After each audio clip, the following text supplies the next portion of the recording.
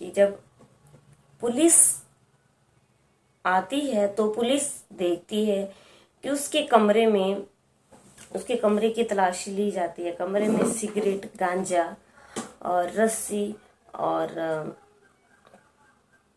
उसका पर्स मिलता है और वो लेकर के चली जाती है। घर वालों को सूचित किया जाता है और जब घर वाले आते हैं तो घर वाले पुलिस को सारी बात बताते हैं कि हुआ क्या। जी हाँ दोस्तों, राधे राधे, आदाब, सत श्री अकाल, नमस्कार। आप सब लोग कैसे हो? आई होप दोस्तों आप सब लोग बहुत अच्छे से होंगे, राजी खुशी से होंगे। आप सब लोगों का अपने यूट्यूब चैनल पे बहुत ज़्यादा हार्दिक अभिनंदन है, दिल की गहराइयों से दोस्तों स्वागत है। बता दें कि हमारे यूट्यूब चैनल का नाम है डेली न्यू क्राइम स्टोरी, जहाँ पे आपको क्राइम की कहानियाँ लगातार सुनने के लिए, देखने के लिए मिलती हैं। तो आज की कहानी भी कुछ ऐसी ही है जो कि घटित हुई है और आप लोगों से मेरी विनती है, आग्रह है कि आप लोग लास्ट तक, एंड तक पूरी कहानी सुनना, ताकि आपको पूरी बात पता चल सके। उत्तर प्रदेश के वाराणसी में क्या होता है कि पति जो है वो, पुलिस को एक कॉल आती है कि वहां पे जो है वो एक पंखे से एक युवक लटक रहा है।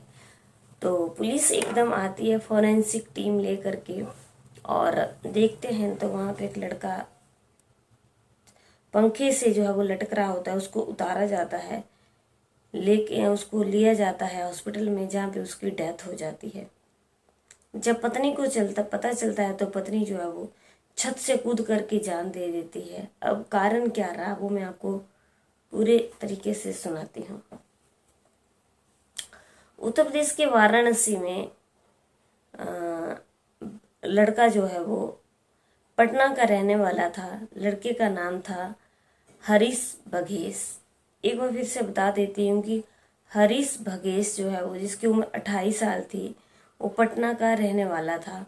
और जो उसकी वाइफ थी उसका नाम था संचिता श्रीवास्तव। वो भी 28 साल की थी, वो गोरखपुर की रहने वाली थी। अब ये जब दोनों छोटे छोटे थे तो ये इकट्ठे ही पढ़ते थे और पढ़ते पढ़ते जो है वो इनकी 10th क्लास हो गई। जब इनकी 10th क्लास हो गई तो उसके बाद इन लोगों ने 12th क्लास किया और फिर ये एक दूसरे से अलग हो गए। लेकिन इन दोनों की जो बातचीत फ़ोन पे कंटिन्यू होती रही। फिर इन दोनों में जो है वो बातचीत करते करते एक दूसरे से प्यार हो गया। अब जब एक दूसरे से प्यार हो गया तो इन्होंने शादी करने का प्लान बनाया और इन दोनों ने जो है वो लव मैरिज 2 साल पहले कर ली। इन दोनों ने जो है वो लव मैरिज 2 साल पहले कर ली और उसके बाद हरीश जो है वो, उसने एमबीए की और एमबीए करने के लिए उसको जम्मू जाना था और वो जम्मू चला गया। जम्मू से उसने एमबीए की। एमबीए करने के बाद जो है वो, अब उसकी एक जॉब की तलाश थी। अब जॉब की तलाश में जो है वो मुंबई चला गया। मुंबई में एक बैंक में जो है वो उसने जॉब करना शुरू की। और वो जो उसकी पत्नी थी संचिता की एज जो है वो 28 साल है और उसको मॉडलिंग का बहुत ज़्यादा शौक था और वो एक मॉडल थी, मॉडलिंग का काम करती थी। बता दें कि वो पिता का नाम जो है वो, संचिता के पिता का नाम डॉक्टर रामशरण दास था। डॉक्टर रामशरण दास था और डॉक्टर रामशरण जो है वो गोरखपुर के एक नामी जो है वो डॉक्टर हैं, जिनका एक हॉस्पिटल है और वो हॉस्पिटल भी संचिता के नाम से, यह हॉस्पिटल का नाम है संचिता हॉस्पिटल। अब क्या हुआ कि अब ये जो है वो हरीश बघेश जो है वो, ये मुंबई के एक बैंक में काम कर रहे हैं। और अब क्या होता है कि पत्नी की तबीयत खराब हो जाती है तो ये अपनी नौकरी छोड़ करके वहीं अपने ससुराल आ जाते हैं गोरखपुर में और अपने ससुराल में ही रहने लगते हैं। अब संचिता की तबीयत खराब है तो पति हरीश जो है वो अपने ससुराल में ही रह रहा है। लेकिन हुआ क्या कि 6 जून 2024 की बात है, 6 जुलाई 2024 की बात है ये। हरीश ने ये कहा कि उसे जो है वो उसके गांव में पटना में बाढ़ आ गई है और उसे अपने गांव जाना है। हरीश पटना का रहने वाला था। अब क्या होता है कि वो अपने ससुराल में ये बोल करके वहाँ से चला जाता है और पत्नी जो है वो पीछे रह जाती है।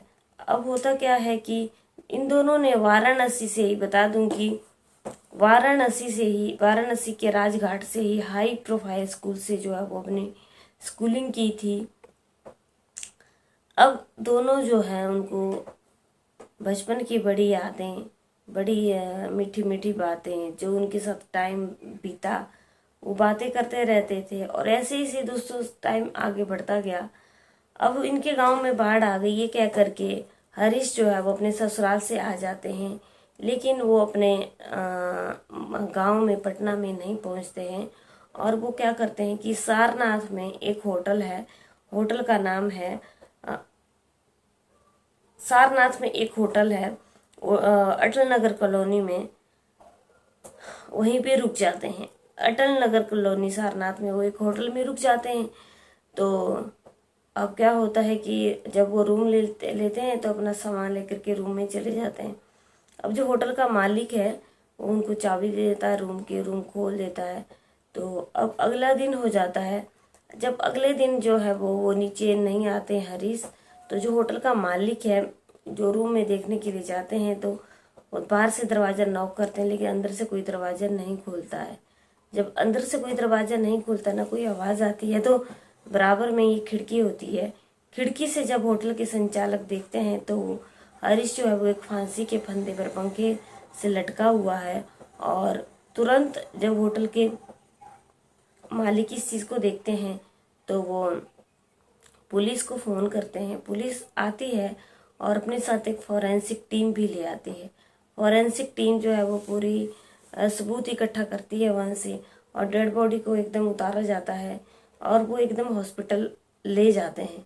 और हॉस्पिटल में पहुँचते डॉक्टर उसको मृत घोषित कर देते हैं कि ये तो मर चुका है। अब क्या होता है कि उसकी जो पैंट होती है, हरीश ने जो पैंट पहनी हुई होती है, उसकी पैंट से कुछ कागजात निकलते हैं। उनमें उनका नंबर होता है, उनकी पत्नी का और उसके घर वालों का नंबर होता है। अब उसके घर वालों को पटना में जो है वो बता दिया जाता है कि हरीश ने जो है वो ऐसा ऐसा कर लिया है। और हरीश के घर वाले जो है वो वहाँ पे आकर के पहुँच जाते हैं।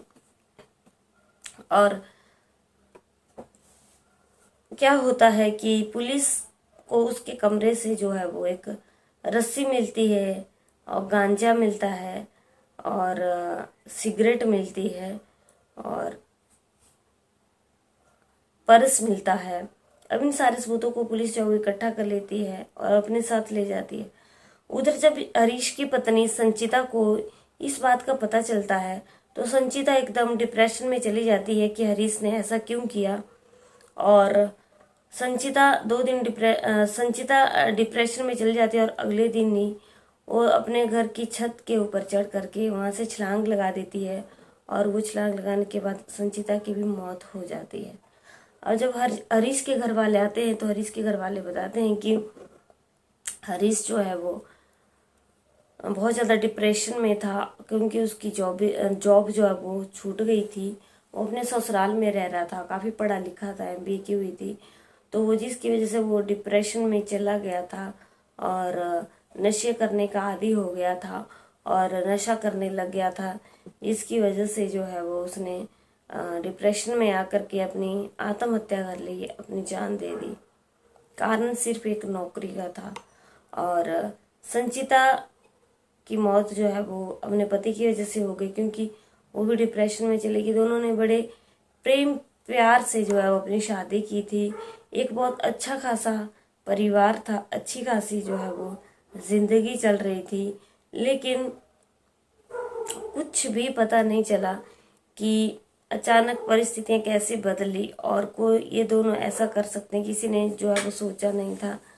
परिवार में काफ़ी कोहराम मच गया। परिवार में उनका बेटा चला गया और इस परिवार में उनकी बेटी चली गई, दोनों का घर बर्बाद हो गया। और जी हाँ दोस्तों, पुलिस ने पोस्टमार्टम करके डेड बॉडी परिवार के लोगों को दे दी। दोस्तों कहानी इतनी ही थी, लेकिन आज की कहानी से हमें सीख क्या मिलती है? आज की कहानी से सिर्फ और सिर्फ हमें सीख यही मिलती है कि जिंदगी में चाहे कैसे भी हालात हों, उनसे डट करके मुकाबला करना चाहिए। मरना, फांसी लगाना, छत से कूदना, ये सारी चीज़ों का सलूशन नहीं होता है, क्योंकि ज़िंदगी एक बार मिली है, वो बार बार नहीं मिलती है। और नौकरी छूटना, लगना, ये सारी चीज़ें समय के साथ चलती रहती हैं। कभी भी लाइफ में किसी इंसान को किसी चीज़ से घबराना नहीं चाहिए। हरीश ने जो है वो डट करके परिस्थितियों का मुकाबला किया होता, आज हरीश जिंदा होता और संचिता भी जिंदा होती, उनका हंसता खेलता परिवार यूं बिखरा नहीं होता। उम्मीद करती हूँ आप लोगों को हमारी कहानी अच्छी लगी है। लाइक करें, शेयर करें, कमेंट करें। अगर ये कहानी सुनाते हुए कोई भूल हो गई होगी तो आप लोगों से हम माफ़ी चाहते हैं। कल की कहानी में दोस्तों आप लोगों से फिर से मिलेंगे, तब तक बने रहिए मेरे चैनल पे। जय हिंद, जय भारत।